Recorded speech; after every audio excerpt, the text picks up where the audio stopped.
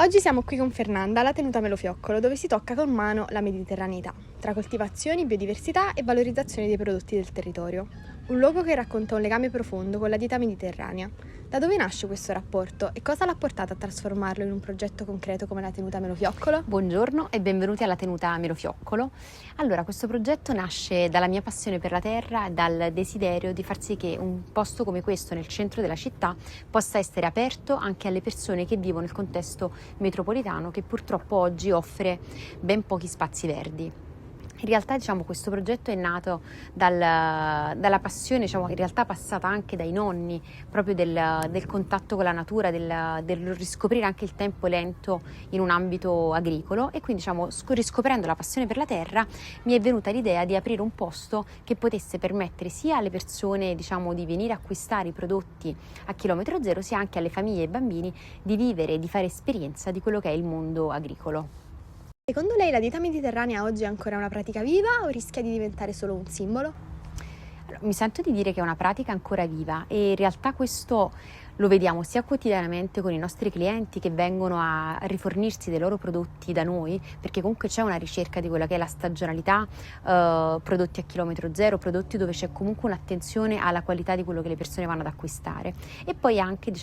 nel ritorno ad una vita un po' più lenta, un po' più forse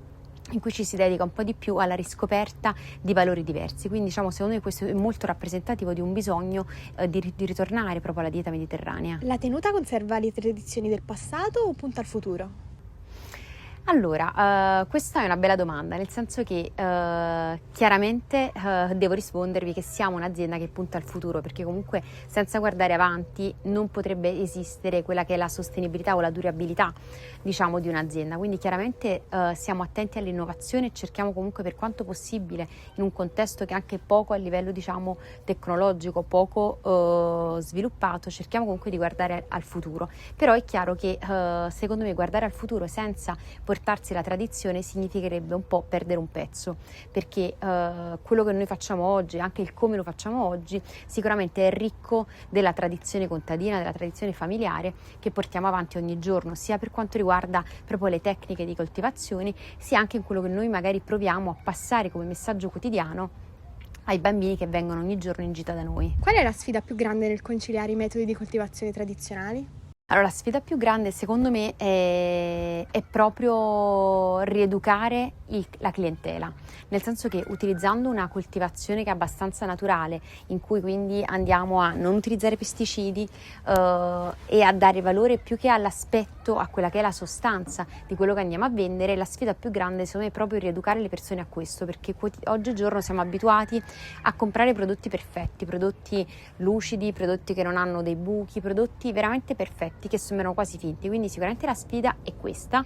e dall'altro lato la sfida è inevitabilmente rieducare le persone a cibi stagionali, nel senso che ci rendiamo conto che a volte è veramente faticoso e noioso mangiare le stesse verdure per 3 o 6 mesi, però forse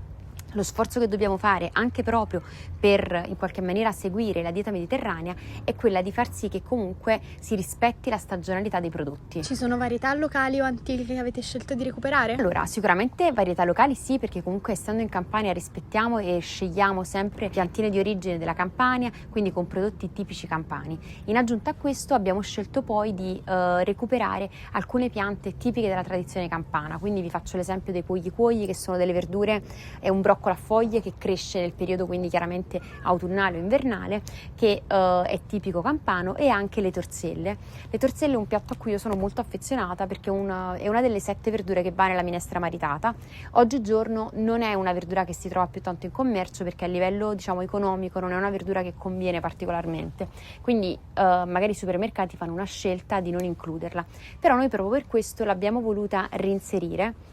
perché comunque è una verdura tradizionale campana, e secondo me ha senso in qualche maniera rieducare anche le persone al fatto di poter scegliere dei prodotti che rappresentano quella che è la loro tradizione familiare. E non per ultima, diciamo, anche per quanto riguarda la frutta, abbiamo scelto anche di essere parte di un programma portato avanti dalla Regione Campania che si chiama Coltivatori Custodi, in cui noi siamo coltivatori custodi di alcune specie di albicocche. Questa è una cosa molto interessante a cui, diciamo, abbiamo partecipato con grande interesse, proprio perché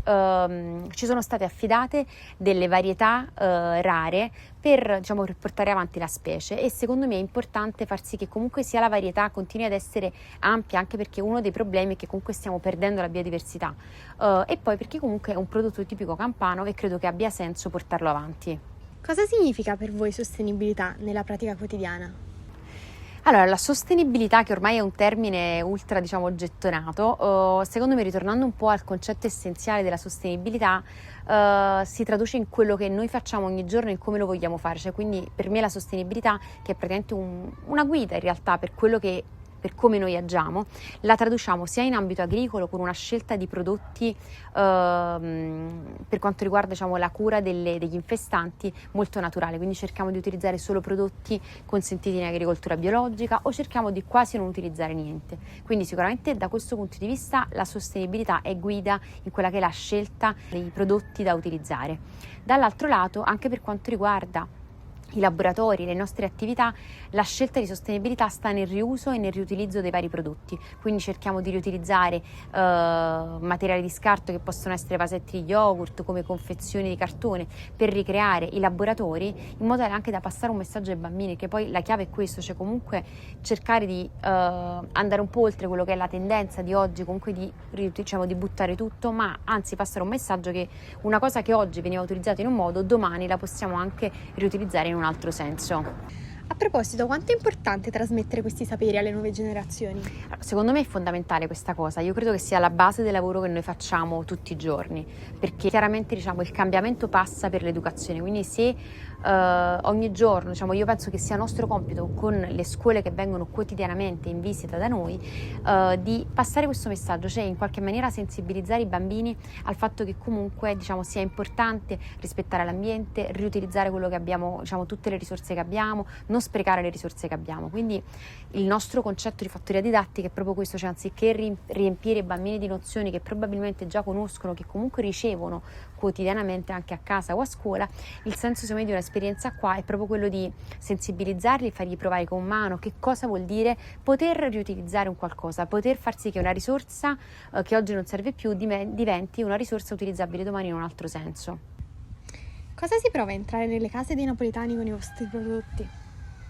Allora, questa domanda mi fa molto sorridere perché è una cosa che ci diverte tanto, nel senso che una delle cose, secondo me, chiave di questo posto è che in realtà noi non ci limitiamo a vendere verdura. In realtà, in qualche maniera, è una piccola comunità che si sta creando, che si sta costruendo, di persone che vengono qui sia a fare la spesa sia a portare i bambini a fare delle attività didattiche, però di base sono persone che hanno trovato anche un piacere e un benessere nel vivere, che sia per mezz'ora, che sia per 2 ore, questo luogo.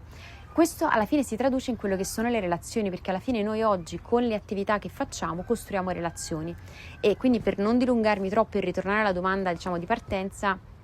il fatto che oggi riceviamo foto delle verdure che sono state cucinate, le ricette che hanno sperimentato, anche magari ci riportano degli scarti della verdura per farli diventare laboratorio, per me questo è una gioia, perché vuol dire che veramente siamo entrati nelle famiglie, siamo entrati nelle case e che in qualche maniera un pezzettino del messaggio che noi stiamo provando a mandare arriva.